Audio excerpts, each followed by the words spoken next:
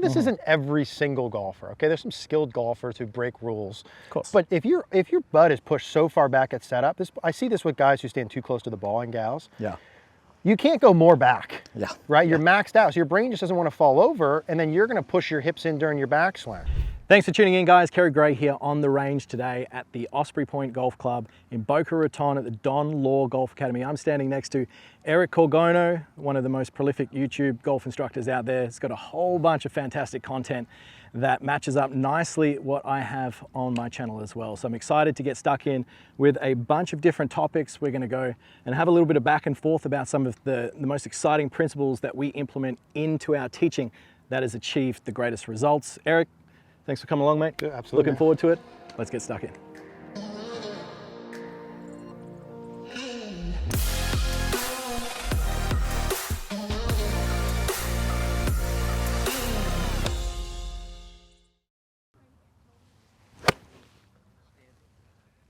Nice. So, Kerrod, a couple of pieces here that I want to discuss through, obviously, in today's video with our alignment rod behind us. So this is another one that I saw on his Instagram page, actually. And I'm not sure the time frame from it, but you were doing a video where you had the alignment rod essentially lined up on the hip. Yeah. Right? So if you take your setup here for a second, just to kind of go through the setup pieces. So the alignment rod, now we've got it back here a little bit for visual purposes, but the way in the demonstration he had it set up was basically he just put a club kind of right down the hip, right, and it went more or less through the ankle. Correct, yeah. And as a visual reference for early extension, and this ties into one of the pieces we were doing with a lesson that I just had, where a lot of guys will come in and they'll say, hey, Eric, I'm really struggling with early extension during their downswing. And that's true. Yeah. They are struggling with early extension during their downswing. Yeah. But gosh, man, like, I'm going to say 50%, right? Maybe half of the, and maybe that's low, of those people who have early extension actually have early extension in their backswing. Yeah. Right. Yeah. So if we define that as like, if we drew the line down the butt, the back of the butt, and that butt comes off that line. Yeah, we see it so often, right? And it echoes through all parts of the golf swing. And how many lessons do you give, and players that you're working with, a lot of them are based around setup and backswing and takeaway. Ton. Because the follow-on effect, the dominoes just tend to go in that line. So if I'm a player, the backswing doesn't matter, though. Apparently, right? So as I get to this position here, you need serious manipulation and compensations for that inefficiency. That's just tough work. It's tough work. And he makes a good point, right? So like the setup and the backswing really is kind of what we run into all the time. Correct. And so we were using this, and then we're going to dive into some of the details of what we can do during the setup and during the backswing to help this piece. And you're going to see some swings on the screen, just a couple of players that we used as models, where that line is right down their hip. And guess what? All of them, and we could have done 100. Oh yeah. Pick 3, could have done 100 of them. Yeah. Their right hip works deeper during the backswing. Correct. Right? One of the pieces we were filming with Mike Malaska a couple of years ago, and he spent some time with Jack Nicklaus. And he's like, you know, one of the things that he always felt, Jack Nicklaus, was that he was really pushing his right butt back, like his right glute back during the backswing. And yeah, maybe he did it a little bit. He pushed it back a little bit, but the sensation was strong. And that's exactly the sensation that we used during the lesson that I gave that really helped during the downswing. So what I'd love to do here is maybe if we can review some of the setup pieces, and then some of the backswing pieces that can help get some hip depth during the backswing, which ultimately for a lot of players is going to be step one, right, of correcting any early extension stuff during the downswing. Yeah, correct. And we see that all the time. And not only is it players will film their swing at home and they look at the big effects, not really focusing on the cause, they'll see that their body's extending up and the shaft might be steep, and they'll just push more weight back on their heels, trying to keep their butt line back, right? But what we see is there is usually a flow-on effect from the initial setup position. So if I get set up into my address and, for example, I'm too much on my toes for whatever reason, be my toes are pointed in or just in general, I'm someone who leans towards the golf ball. What that does is that really inhibits my ability to create this freedom, especially if you look at players like Phil Mickelson, Jack Nicklaus, any of these beautiful free-flowing long swings, right? They get this amount of depth to their trail hip. So the right hip for the right-hander, you can see that it moves a long way behind that stick. And if I'm a player who has too much weight distribution on your toes at address, what happens is we generally see a little bit too much of a lateral shift first, right? So the hips move away from the target. Then from that position, very rarely do we ever see any player then recenter early enough, right? So what they'll do is they'll shift away they'll usually keep their trail knee flexed, and then they'll actually move and pivot around the right hip, right? So I'm way on my toes. Yep. And what we see with the professional golfer is the pressure is shifted all the way back into the instep of the trail heel quite early in the backswing, a lot earlier than most players assume. And then by the time that the lead arm works into this parallel position, it starts moving back towards the target. So in combination with this, I definitely get players to feel that they're trying to almost unweight their toes, which is, as you can see, starts to push this trail hip and the glute back and behind the stick there. Big time. Yeah, dude, there's so much to unload here. There's another one where like, gosh, we could do a masterclass on each element. The foot flare, right, being a piece that's super important that we mentioned. So if the feet were in, let's do like no foot flare, right? That would be the golfer who's gonna have the hardest time turning and getting hip depth during the backswing. Correct. Right? Yeah. And then if we look at like a neutral amount of foot flare, let's say straight forward is 12 o'clock. Yeah, maybe the foot's at 1 o'clock, something like that. Yep. That's gonna be step one, right? And then, you know, it's interesting too, because the weight on the toes part, I see a lot. I also see a lot on the heels. Yeah. Right? So like sitting too far back. And would you say that's got a direct correlation to then getting their pelvis tucked too far under, right? Oh yeah, 100%. And I think, you know, any end range of motion, right? Like if I'm too far back and I'm way back here, now this isn't every single golfer, okay? There's some skilled golfers who break rules. Of course. But if your butt is pushed so far back at setup, I see this with guys who stand too close to the ball and gals. Yeah. You can't go more back. Yeah. Right? You're maxed out. So your brain just doesn't want to fall over, and then you're going to push your hips in during your backswing. Yeah. So I'm sure we see both ends of the spectrum, right? So in a good setup, we want to have the foot flare is going to help us. And then would you say, you know, pressuring your feet wise, you're kind of middle, balls of the feet, something like that to start with? Yeah, I think you could analyze it as much as you like, but what we know is feel is very different real. Yeah. And you might be able to get it on a flat range with 20 attempts. But what do you do when you get to an undulating lie on the golf course? Yeah. You can't close your eyes every 2 seconds because that lie itself might not be or allow for you to have that weight distribution. So Yeah. the best tip that I have for players who are struggling with their weight distribution is literally just to stay in constant motion, okay? You'll see professionals, they move their toes up and down, right? They're shifting their weight to a position.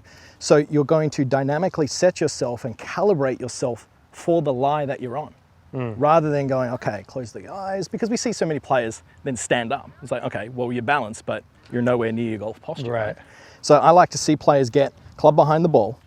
You'll see professionals always moving their toes around, right? I myself like more foot flare because this is something for my whole golfing career, right? I was using a resistance model, right? Yeah. My trail knee was staying flexed, I was swaying off the golf ball, and there's all those elements that are still in my swing, right, to a degree, but something that's really helped me, a little bit more foot flare on both feet, allowing this depth to get the range of motion, which has just helped me get this club in such a better position coming down, shift the pressure, and then, like we've been talking about, you get so many things for free. Oh yeah. Through impact and the follow through. And we have the same thing. I'm gonna jump in there for a second. And I'm sure a lot of us have the same exact journey, right? And you'll see some of the players on the screen here where, listen, can some of the best players in the world keep their trail leg bent some? Like, are they gonna extend some as others? No, like it depends some on their mobility wise, but also if we took the average tour player and tested their mobility, it's wildly better than someone I'm gonna find standing on a range day to day who plays once a week. Yeah. So the foot flare piece, huge. The trail leg extending and instead of staying super flexed and allowing the hip, like that's part one, right? The pressure working back to the heel is gonna help with this, the straightening of the leg. Those are the pieces that are pushing that hip back. Correct. Right, in the first place. So regardless of where the sensation comes from, if we're watching from down the line and you draw that line down your leg, and watch these players we put on here. Your hip should be deeper than that. It's like, so many players come in and say, hey, I want to improve my hip depth on the downswing. Oh, yeah. I say, great, but step one is you have to improve your hip depth in the backswing. Correct. You have to improve your hip depth in the backswing. And so I think that's for a lot of us setting up properly, right? Setting up properly. So I really like what George Gankus videos on this with the balance points. So the back of the armpits and the kneecaps kind of over the balls of the feet. Correct. I found that to be pretty good. Yeah. So that's, for me, that's kind of where my shoelaces end on my shoe.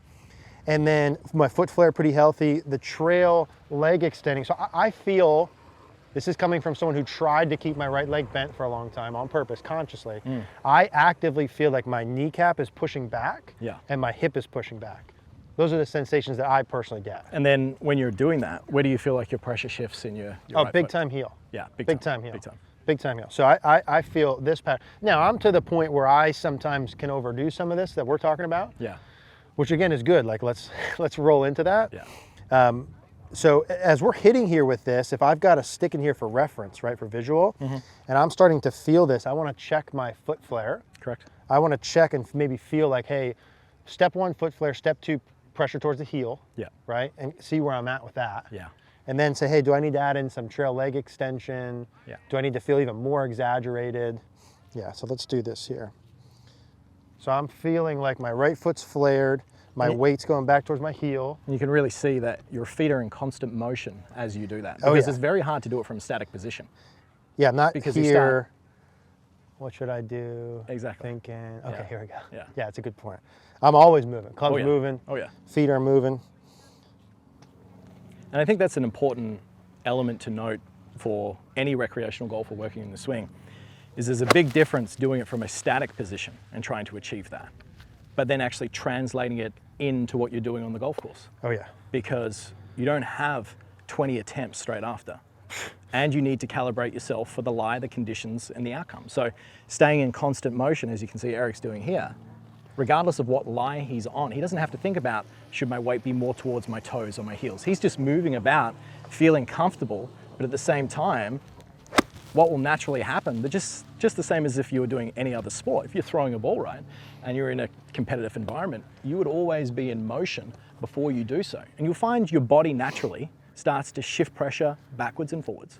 Yeah. Because I think sometimes static references of weight distribution, it's too relative to the individual and also the shot they're on. So Okay. staying dynamic, your body is going to find its natural balance point, which exactly what you said is back and triceps, balls of feet. We generally see that. Yep. And that'll put you in a position where you're ready to go. You know, one of the, so like this lesson that I was doing with this gentleman, we drew, we got an indoor place I've been coaching at, and so we have like the TrackMan software and the videos pop up. Super cool. I haven't had that before. So we, you know, draw the line down the hip, and him and I are watching it, and you'll see this in some of the players on the screen. It was interesting. All of the players that I put on as a model, and I just randomly picked like 4, you know, good swings. Hip went back, behind the line, and then when they came through from down the line, the stick is more or less on their lead leg, and their left hip is to the left of it, right? And so I think that's a really nice visual when someone's practicing. And when you're doing this, you know, the whole point is you have to do this first. Like if you're watching early extension videos for the past decade, or you can't fix your early extension, yeah, there's at least a 50% chance your setup and backswing off. Oh yeah. At least, maybe 80. Yeah. Maybe 80. And so do it, and then perhaps overdo these. And then let's say the player is like, all right, cool guys, like I got that, right? Yeah. I'm doing this piece, cool, I'm doing this good, and I'm still doing the early extension in the downswing. Yeah, would you say, hey, maybe we'll take this stick then, pop it back over here, and then start to get the lead side on the way through? Correct. And once again, that's why alignment sticks are so handy, because you can, if you use them effectively, you can really achieve any, and just from a visual standpoint, but also getting the feedback of actually feeling it. Yeah. Right? You can move that stick in such a variety of places to then work on your hip movement, right? Rotation, extension. Oh my God, all the good pieces. We could probably come up with a freaking 1,000 drills. Oh yeah. So if I grab this, and I would say I was going towards this camera, and this was on like my left ankle, just for visual, we would say, hey, in the follow through then, this left hip's gonna be pushed left of this, for example, right? Correct. So I wanted to do that with my right hip during the backswing. Yeah. Well, I want to at some point then learn how to match that in the follow through. And you can see you just staying in your posture as such, or staying in your tilts through the golf ball. Yeah. So I would say for the person who may be like, hey, I've got that part down, do you? Like, do you got that down? But if you do, then flip that in front and then feel the same hip tilt. And I'm gonna tell you, from someone who's gone through that a lot, all these things, like for me to push my hip behind that line felt unbelievable at first. So like if I was coaching myself, I'd be like, there's no way I gotta do it that much. I'd look on video and it's perfect. The same thing on the way through, dude. If I put this in my hip, for me in the beginning to get my hip behind that's like, oh my God, like my hip feels so far left. Yeah, right? I would just say a great point of reference, because it's also good that you can quickly check within yourself, right? So I'll get the players at home to do this. Let's say they've got the feeling, they film themselves, they're staying nice and active. Okay, we get some depth in the backswing. You can see that this trail hip's moving behind. And then in the follow through, we can see that I'm moving behind as well, right? Yeah, it's perfect. If we could get into a position, there you go, okay, at the top, that feels good. Now, can I just lightly lift up my toes? does that feel like an effort, right? If that feels like an effort, there's a good chance you've frozen this trail hip up, you've moved towards, and if I can't lift up my toes, you see how much movement I have to make to get back into that position that I can do that. So Great point. that's a fantastic little checkpoint that players can use as well. Yeah, that's true. I was glossing over that a lot, but that's probably like if your pressure's going towards your toes Yeah, versus the heel like that, gosh, that sets up the whole entire thing. absolutely.